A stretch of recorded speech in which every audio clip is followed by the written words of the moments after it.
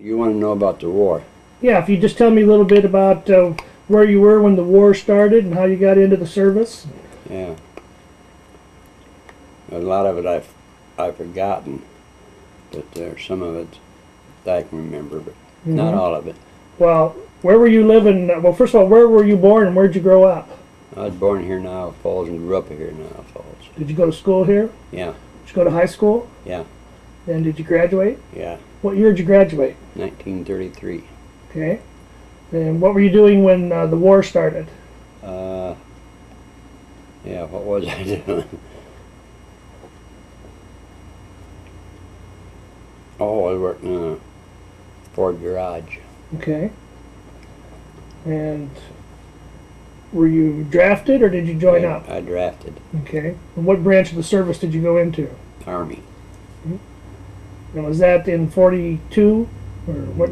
1940 when I went in. You were drafted in 1940. Yeah. Before the war. Oh, before we by were the involved. way, that I said Ford garage. It wasn't. It was Mitchell Motors. Okay. You remember when they was here? That's I before don't your time. remember that. Were you a mechanic there? Or? Yeah, that's where I learned the mechanic business. Were you a mechanic when you got drafted? Yeah. Okay. And you went into the Army. Yeah. Did you go to basic training someplace? Yeah, in Fort Sill, Oklahoma. Fort Sill? How long were you there? Oh, a year. That's how I had basic training. Mm-hmm. And where'd you go from there? I went to Fort Sheridan, Illinois. In Chicago? Yeah, in Chicago for some basic stuff. Mm-hmm. Then I come back and got where to go to from there. Oh, went back to my unit and we went more basic training in Florida and North Carolina, and that was about it. Where were you at when Pearl Harbor happened in December? I think, no, come back. Our unit come back. Oh, there goes my mind. I'm sorry. But you were somewhere in the United States. Yeah, back in. I was in detached service from in Florida down to the Everglades because I was in meteorology. Oh. And then my unit moved back to Oklahoma, and then from then on it was just a process of getting ready to go overseas. Okay. And by that time we were at war. Yeah. Okay. When did you go overseas? Do you remember?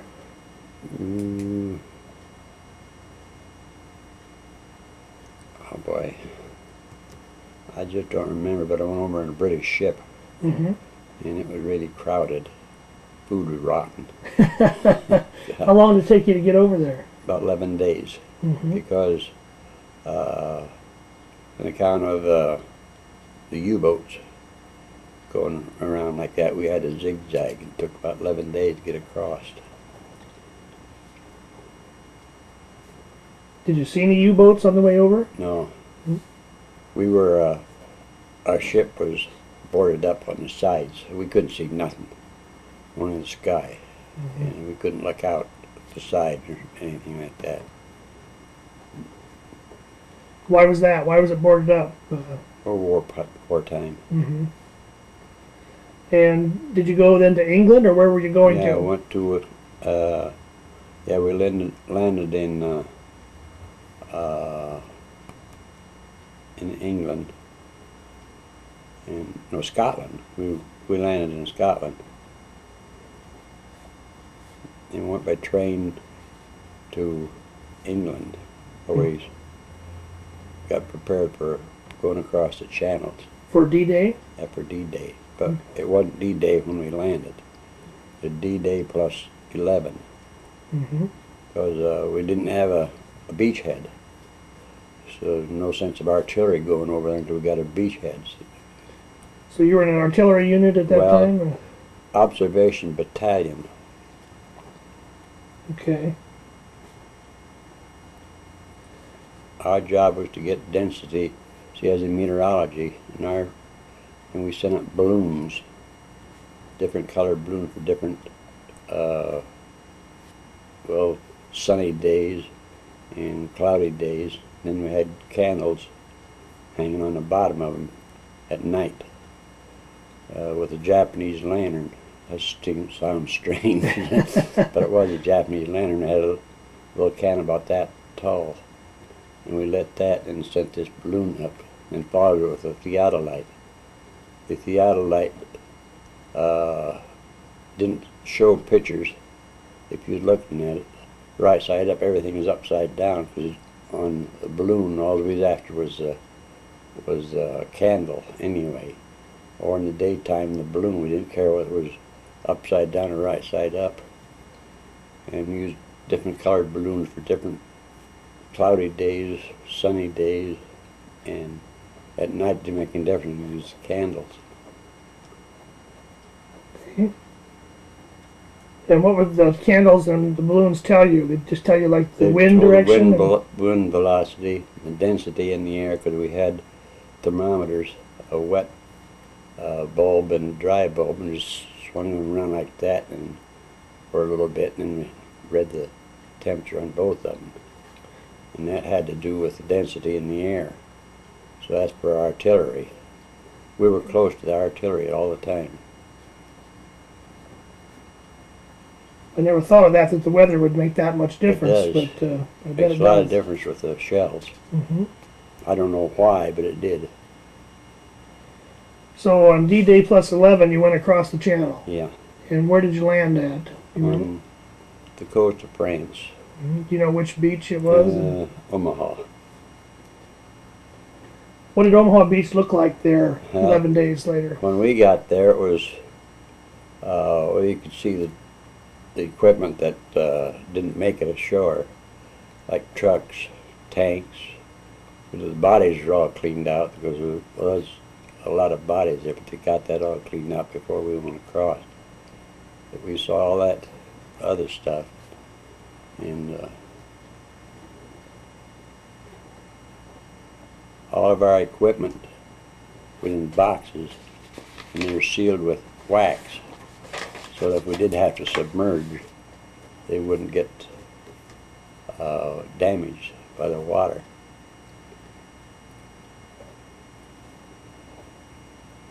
Was it that paraffin? Is that what they called it?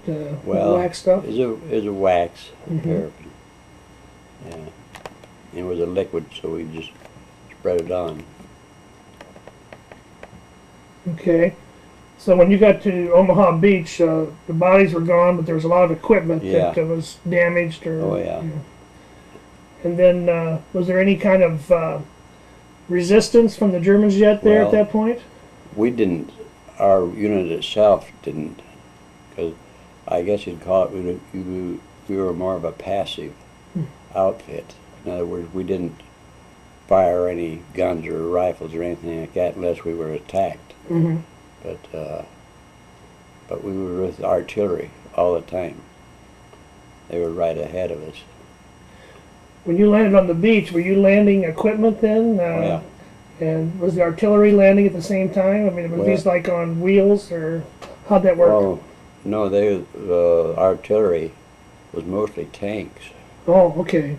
and they dropped off. Then, of course, later on, then they pulled the artillery in on wheels Mm-hmm. and set them up. But the artillery you were working with was tanks, or the other kind? No, it was with regular artillery. Okay. In other words, big cannons. Mm-hmm. And did they land on the beach too? Yeah. Or did they use like these LSTs or something? And they were pulled by armored vehicles. They They pulled along. pull them off the boat onto Yeah. the shore. Yeah. Mm-hmm. Where did they go from there? Well,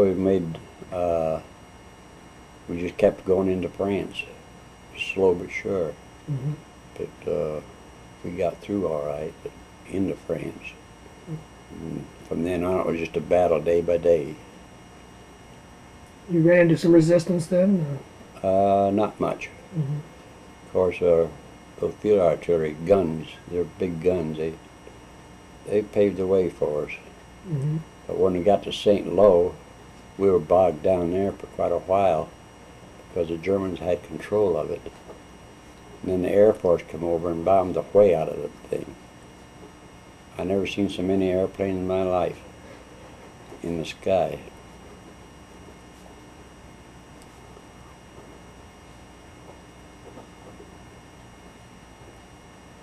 What kind of planes were they, do you know? Well, most of the ones we saw were English planes. They looked like flying boxcars. That's what they called them because they're just square fuselage. Oh. And they were crazy looking things. But they done a good job. They cleared the way for us. When we went through St. Lo, we went around across the top of the rubble. So these were big bombers that were going Yeah, over. big bombers. And it pretty well took care of St. Lo. Yeah, took care of St. Louis. It just leveled it. There wasn't left of that anything in that town. Okay. And the people that was in the town were coming back toward us, you know, and just string after string of people coming back to our position.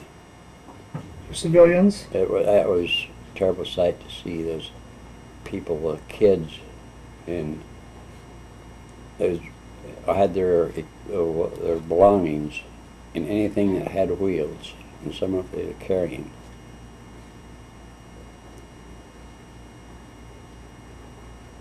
And they were trying to get away from the bombing and things, and the fighting. Mm-hmm. Were they pretty glad to see you guys? Oh, yes, they were, but we never had time to stop and talk to them or anything like that. As we was going in, we could wave at them or something like that. Some of them waved back, some of them didn't. They were just in shock.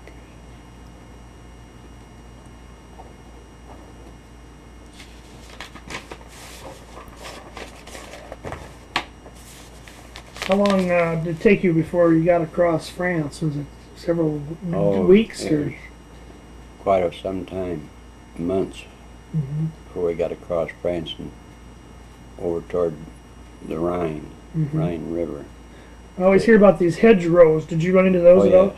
Tell me about those. Well, they were, I don't know how to explain them, but they were about that high with soil all the way around, and then there's trees and stuff planted on top of those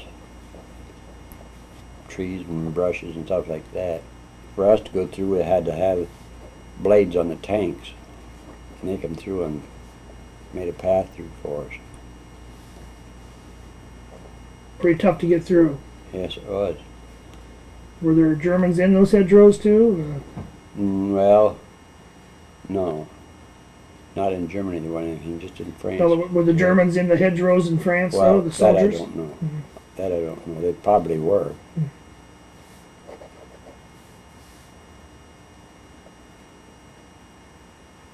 Do you remember any other towns in France you went through? Oh, St. Louis, a lot of Cherbourg. There was a lot of smaller towns, Mm-hmm. and I can't remember the names of all of them. Well, your unit didn't run into a lot of resistance then. Well, yeah, but see, we had the 2nd Armored and artillery ahead of us. So, in other words, our outfit was a passive war. In other words, we didn't fire at anybody unless we were fired upon. Mm-hmm. But we were back of the lines enough. That was my main unit.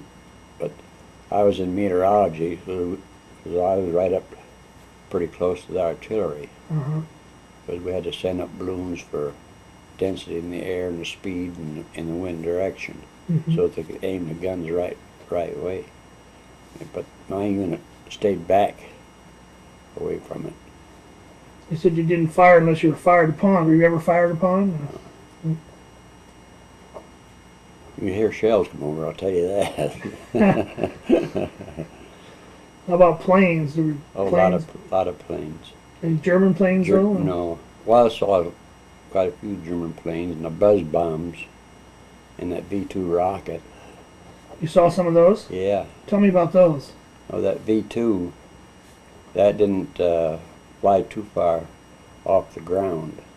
When those went over, it sounded like a old Maytag washing machine going over, if you remember those, and they had the gas engines on them. And they weren't too high, but when they dropped, you see they were loaded with explosives.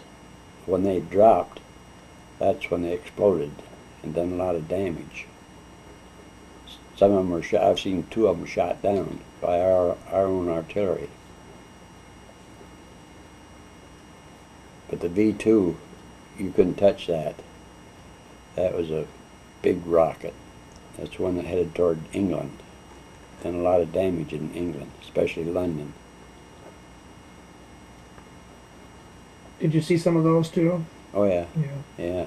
The All V2 you seen was on the V2. You didn't see the rocket itself. All you seen was a big vapor trail, and it was going fast.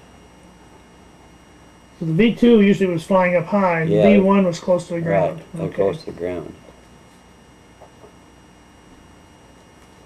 I'd say probably about 2 or 3 blocks on the ground.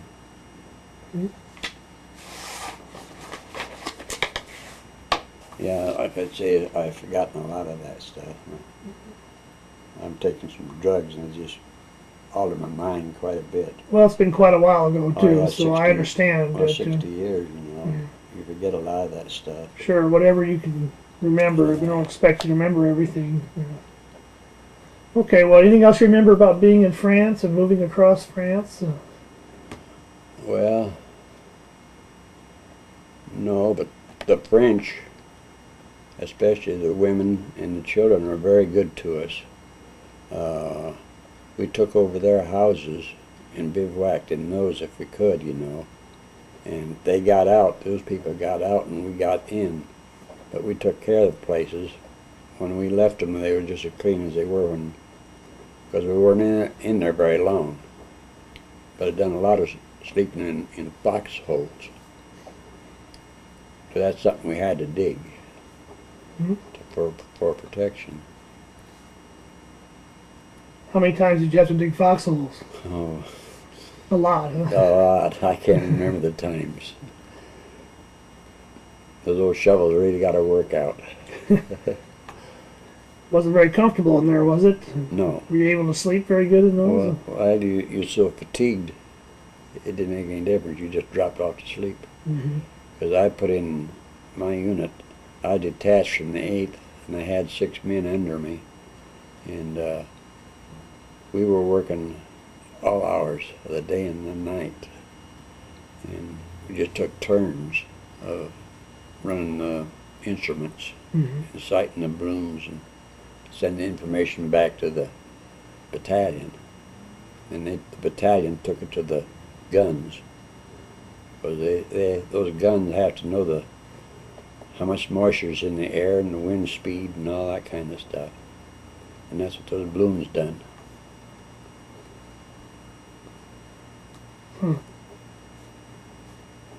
How many balloons would you send up at a time? Oh, one at a time. One at a Different time. color for different days. Like this day was cloudy, we'd send up a white balloon, or a white balloon, so we could see it against the dark clouds. Okay. And at night it didn't make any difference, but we couldn't see the balloon anyway. Just a candle that was hanging down. How about on a bright sunny day? What color would it be then? A bright sunny day, probably black, because they showed up really good on a sunny Sure. day. Okay. We could follow those for quite a while. And we followed them until we lost them, and then I turned in the information back into the artillery, what we got. Did you make it into Belgium at any time? Oh yeah. Did you? Not very long. We weren't in Belgium very long. The people there were awfully nice. You had quite a bit of contact with civilians there? Yeah. And in Belgium we did. But when we were going through France, not very much, because those people were coming from the front and then just lined the ditches, carrying their belongings and whatever.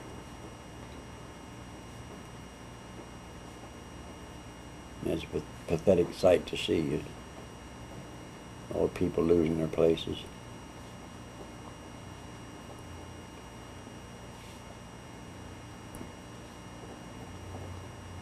There was a lot of them, huh? Yeah, Quite a few. yeah. Just string after string on both sides of the road, down in the ditches. How about, did you make it into Germany at all? No. Yes, we did too, because we got into a mine, and once you know our battery commander, he was sort of a, I don't know what you'd call him, or company commander rather. He was such a guy, but he went down into a mine with all of his men and equipment and stuff like that. And here we were bivouacked up above in wrecked houses or wherever, kick people out to move our stuff into. But our battery commander, he was something else. Nobody liked him. He went down where it was safer? Yeah, he went down where it was really safe, and here we were up above. And that was in Germany? No, It was yeah, I Rhine? was in Germany, just across the Rhine into the coal fields. Mm-hmm. But that's as far as you got into Germany? Yeah. Mm-hmm. Because it wasn't very long after we was in there that, or probably 2 or 3 months, we met the British. Mm. Well, no, the Russians at Magdeburg. We never made it across the Rhine up there. Did you see some Russian troops while you were over there? Just the ones that we met. Mm-hmm. And we didn't meet too many of them. What did they look like, or what were they like? About like we did. War weary. Mm-hmm. But they were glad to see us, and we were glad to see them. We knew then the war was about over with. It wasn't very long afterwards it was.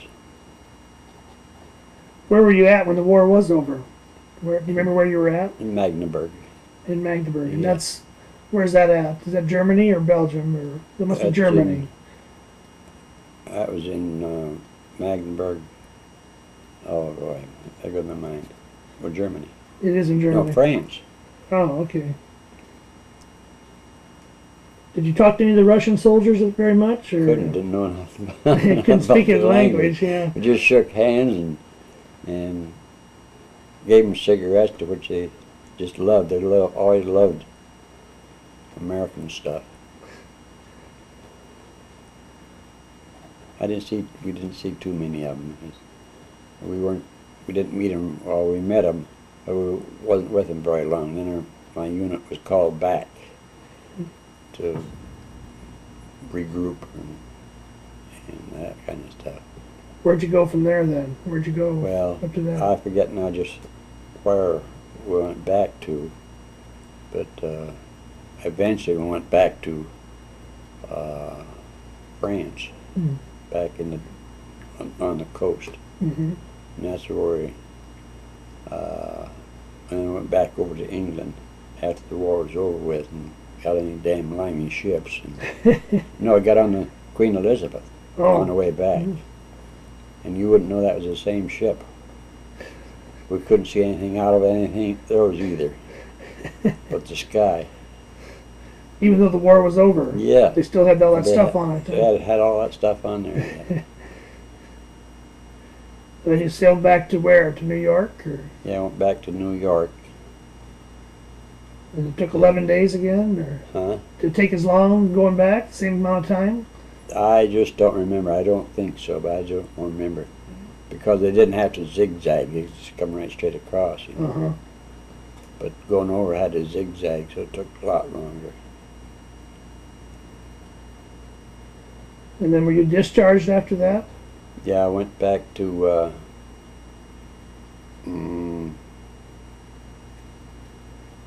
can't name that place now, camp. And then from that camp, come back home. Okay. Then I had to go back to Sheridan, Illinois to get discharge period. Get my discharge papers and all that kind of stuff. But I had 9 days at home before I had to go to Chicago. At home here in Owl Falls? Yeah. Hmm. When I left here, we lived up here in the corner.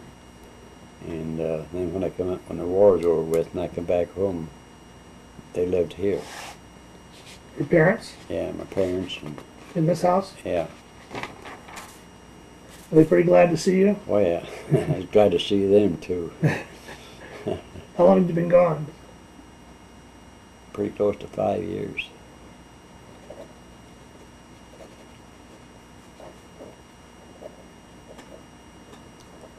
And you weren't married at that point? No. No, sometime after I got home I got married.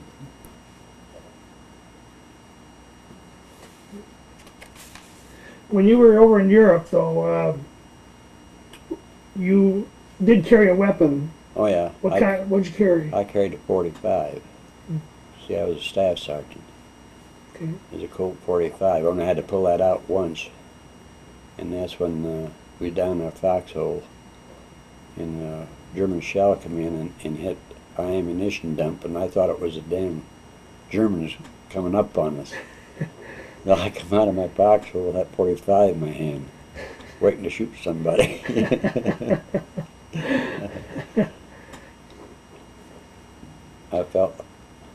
Didn't feel very good after that. But I didn't know. You probably didn't lose anybody from your unit then, since you were... We had a detached service from our unit that was another observation battalion. They cadred out of our outfit. And you remember the Battle of the Bulge, when all those men were captured and slaughtered in that place? Well, our officers were cadred out of our outfit to build that observation battalion, the 14th, and they brought him. They gathered up. Well, one guy got out. He was a lieutenant, first lieutenant, I think it was. He got out, and he came back to our unit and told what happened. And I never saw those bodies up there at all, and I didn't want to, as far as that goes, seen enough of them. But they brought him back. This lieutenant come back to our outfit and told what happened. And then that's when they went up and collected all those bodies for that outfit. I think it was the 14th Observation Battalion men. And some of those men had come from... Yeah, they cadred out of my outfit. It's officers and some non-coms. Yeah, I remember hearing about that. Yeah, it was really something. So you were in the Battle of the Bulge. Yeah. Yeah, we were, when we heard the tanks coming, they were off in the distance, you could hear them clanking very loud. And behind them was, we assumed were the foot soldiers. And so we had about less than an hour to load up our equipment and get out of there. A lot of it we left behind because we never had time to pick it up. But I was fortunate because my unit, all the stuff was still in the truck yet. We hadn't been set up yet.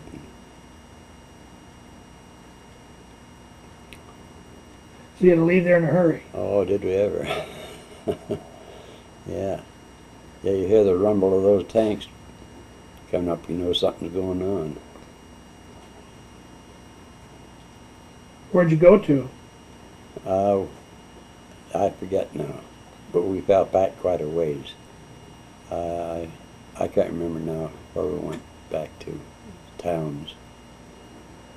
But our artillery and the airplanes come over whole slug of them and bombed the hell out of the Germans that was coming in tanks and the men and all that kind of stuff. And we finally calmed down. Then we started to push again through France.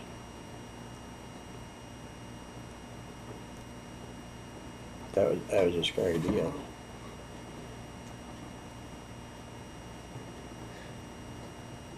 Kind of a close call, huh? Right. How close did they get to you? You said you could hear the tanks. Well, we could hear the tanks running in the distance. I don't know how far away from us they were, but they make an awful lot of noise anyway. Even the engines make a lot of noise. And I don't know how far away from them they were. Was this at night or during the day? During the day, Mm-hmm. yeah. And that's when we really moved. Was that a surprise? I mean, that was kind of yeah. a surprise attack, wasn't it? Yeah. See, our unit was all tied in with telephones, walkie-talkies they called them, and we got the notice right away to pack up and get out. Didn't make a difference whether you went back to your same unit or whether you got somebody else's unit. Just get out of there.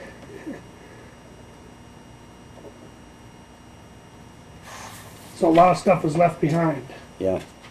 Like what kind of stuff? Well, I a lot of small artillery guns, stuff like that, because they never had time to do anything with them.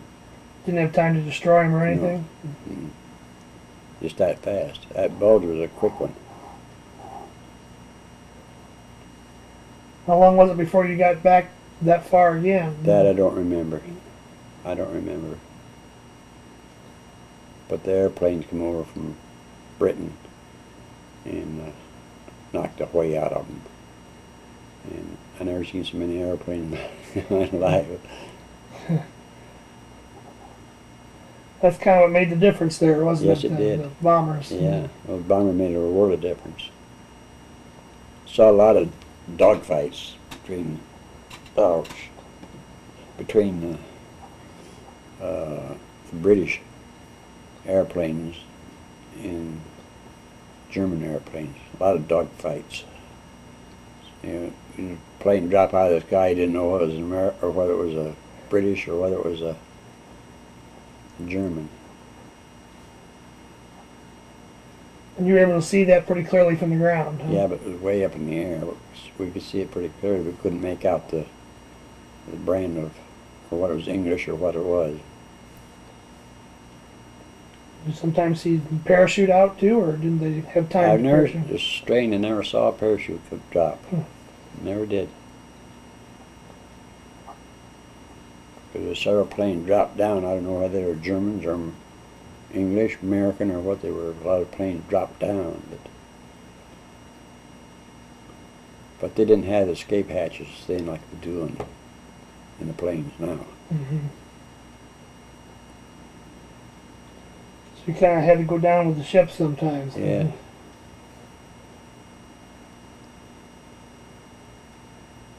See, now they have these ejection seats. You know, they just press a button and it explodes and away they go. They're out. Yeah. Yeah, they're out.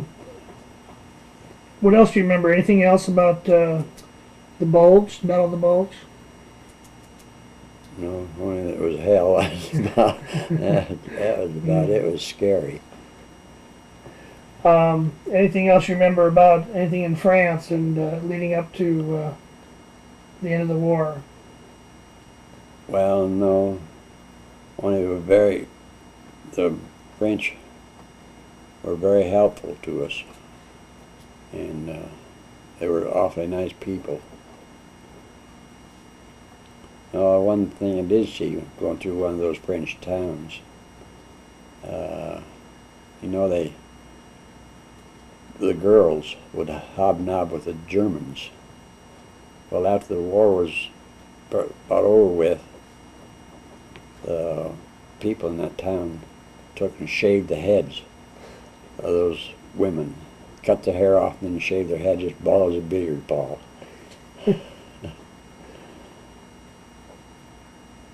That was quite a sight to see. And you saw that going through those towns. Yeah. And how many girls did you see like that? Oh God, I don't know. Probably a dozen or so. Young and old. The other people didn't appreciate their No, they help of the didn't. Germans. Those young girls that had a mind of their own, I guess. Well, do you remember where you were at when the war was finally over in Europe? VE Day? Well, when the war was over with, yeah, we was up in Magdeburg. That's right. That's where we met the And that's where you Russians. actually heard that things were over. Yeah, Yeah. yeah, And that's where you met the Russians. yeah, But it was a few days before you actually started to go back to yeah. England. Mm-hmm.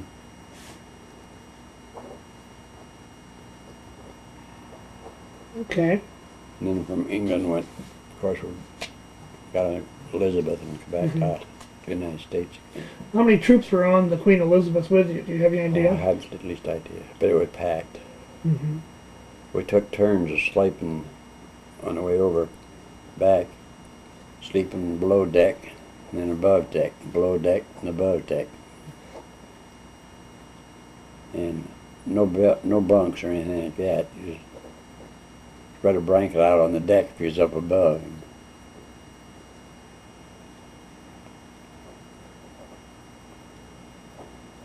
So it was pretty full. Yeah.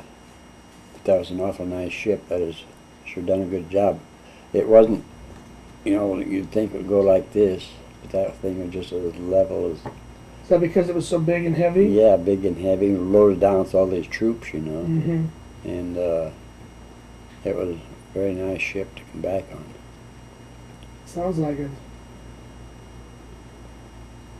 Where's that ship now? Isn't that docked That's- someplace? Well, it was in New York not too long ago, and there was refurbishing on the inside.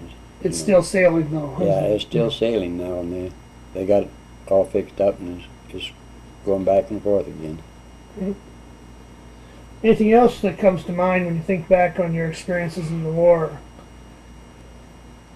No, well, it wasn't any fun. So you were completely out of the service by the time the VJ Day came along, or were you still in the No, service it was then? still in the service. You were. Yeah. Was there ever any talk of you going over to the Pacific? Yeah, we was worried about that, and that's something we didn't want. Mm-hmm. But we had enough of that stuff. But yeah, I was still over there in VJ Day. You're still in Europe. Yeah, Mm-hmm. But then you heard that they dropped the bomb and it was all over. What did you think of that about the bomb? Did that? it's, you can't imagine. That must have been the most powerful ball in the world. It was a godsend, really. It saved a lot of American lives. I didn't care how many Japs it killed. Of course, as civilians, I felt sorry for them, but after all, they hobnobbed with their troops too, backed their troops like we would ours. Mm-hmm. Was there a lot of celebrating when the war was over? Yeah. Liquor, you mean? Well, A little bit. Yeah, I remember too, when I was in France, we took over a bivouac area. It was a sort of a bombed out building where we took that over.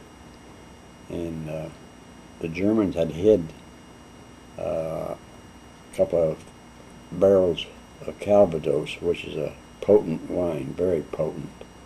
But a guy with a metal detector, he would run on the edge of the side of the building, you know, see if there's any explosives or anything like the Germans had planned.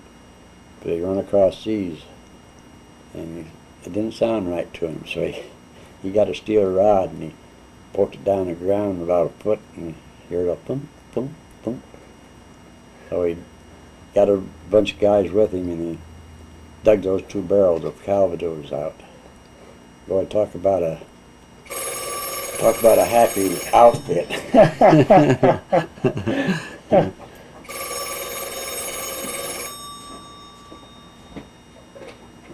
Yellow?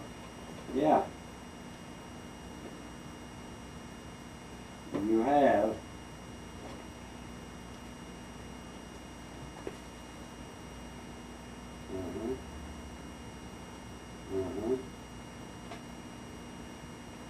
Have what?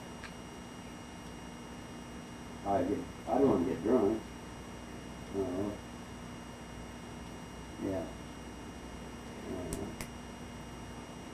I can't eat all that stuff, you know that. I'll eat what I can. Yeah.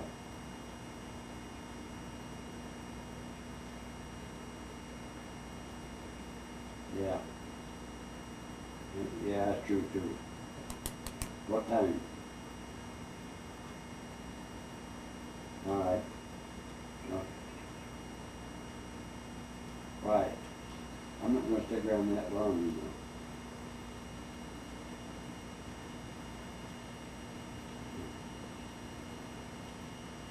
know. All right.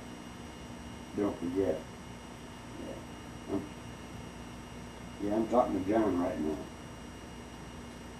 Heitland. Yeah, you want to talk to him? Okay, honey. All right. Bye-bye. That was soon. Oh yeah, yeah. Getting your birthday plans squared away, huh? Yeah. Well, we're just about done here, I guess. I don't want to take more of your time. Did you bring any souvenirs back or any photos from Europe? Me? No. Okay. When we left, I don't know what's the matter with our outfit, but they took all our souvenirs away from us. Some guys had pistols, 45s, German pistols, and Lugers and all that kind of stuff, and their outfit took that stuff away from them. I did bring back medallions. It was about that big around. It was for the German people that weren't in the war, but they worked in factories, fields and stuff like that to feed the people. And they did get one of those. And when I was working up the Ford garage, a guy asked me about them, and I told him I had one. So he took a look at it. He said, "You want to sell it?" I said, "Well, might as well." He gave me $35 for it. That's pretty good money. Yeah, yeah. But it was given to the civilians that does the war effort for the Germans, see? Okay. And that's what that was for. What did it look like? Did it have a swastika on it? Or? Yeah, it had a swastika on it, and it was about that big around, maybe a little bit smaller, but bigger than a silver dollar. And it was quite a coin. Do you ever see any guys from your unit? Do you ever have reunions or anything? Or? No. They used to have them, but I couldn't travel because they have them so damn far away, like Miami, Florida, and Atlanta, Georgia. They had one up to Waterloo, but I couldn't make that one either. And there are not too many of them left anymore. I get old papers and stuff, you know, from them, and tell about the ones that are dead and what some of them are doing that are still alive. Most of them, I suppose, are retired, like I am. But that's been a long time ago. And one of the guys called me up about 2 weeks ago, and he was in North Carolina. He called me up, wanted to know how I was getting along and all that kind of stuff. We talked about, well, he was on his phone bill, so I didn't care. But he talked as long as he wanted to, you know. And he said he missed me at these get-togethers, and I said I just couldn't make them. He said, well, a lot of them can't. He says, we're not young anymore. Were most of them from, are they from all over the place or from Iowa mostly? Well, a lot of them were from the Midwest, Mm-hmm. Minnesota, Iowa, and just around the Midwest. Mm-hmm. Okay. Anything else you can think of that you'd like to comment on or that you can remember about the war? No, It's very interesting. yes, a lot of it I forgot. I think my mind just goes that way.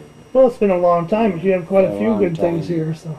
Lots of things I want to forget, Yeah, I understand. but it's no fun to see blown human bodies and cattle and horses just blown to pieces, by artillery shells or whatever, bombs. And I do have vivid memories of that kind of stuff.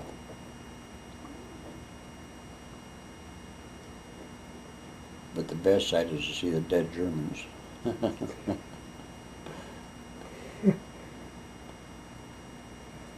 Yeah, I imagine it's not pleasant to recall a No. lot of this. No.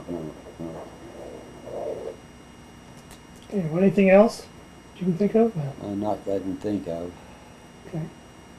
Well, I think we're going to be done then, unless you can think of something else. And I really appreciate this. Very interesting. Well, wasn't interesting to me, but Well, you saw a lot of interesting things. yeah, I so saw a lot of interesting things, that's for sure. You saw a lot of history being made.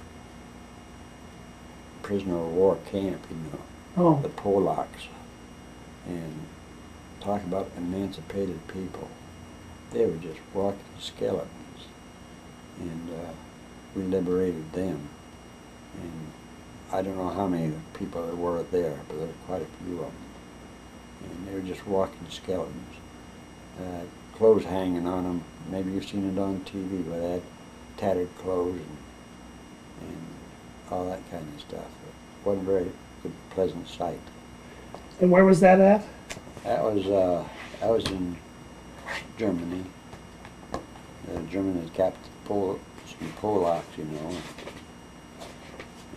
that's where they were. Put them in jail. And your unit liberated that camp? No, the army ahead of us liberated them, but we went by them. Because we were moving pretty fast. Mm-hmm. And the infantry, I suppose, liberated them and let them loose, but they were in bad shape. So they look like walking skeletons. Yeah, they were. They were. Were there a lot of them? Well, I saw quite a few of them. I don't know how many. Probably 15, 20, something like that. That was enough. Because we were moving anyway towards the front. And saw that many of them. Mm-hmm. Yeah, I bet that was quite a sight. Yeah. Pathetic.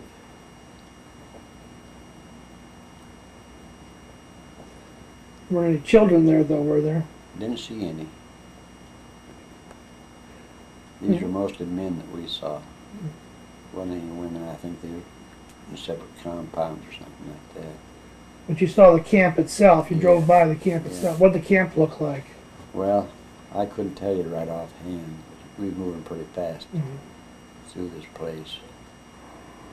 Well, I meant to tell you too, after the war, I was detached from the outfit, and we went to a prisoner of war camp and took that over. And we took all prisoners of war into this camp, and men and the women were segregated to a different spot, and we had control of all people. I don't know how many hundreds of Germans we had in this camp. What they were, mostly civilians that had to do with the Germans, And the nurses, though, they were army nurses. And there were probably about 25 or 30 of those. We had them segregated from the men so they wouldn't get hobnobbing around. And I was there for about a month or so. My job was to, the guy that interrogated him, he was a second lieutenant, and my job was to write down their names and the unit they was with. Well, my German is about like pig Latin. So the lieutenant, he had to tell me how to spell this stuff, you know, because he knew German. I didn't. All I knew was Auf Wiedersehen and Essen and stuff like that. So you interviewed quite a few of them, or he interviewed quite a few German prisoners. Oh yeah, yeah. Oh, this was after the war was over? It's after the war was over. Anything else? No, I think that's it. It's very interesting.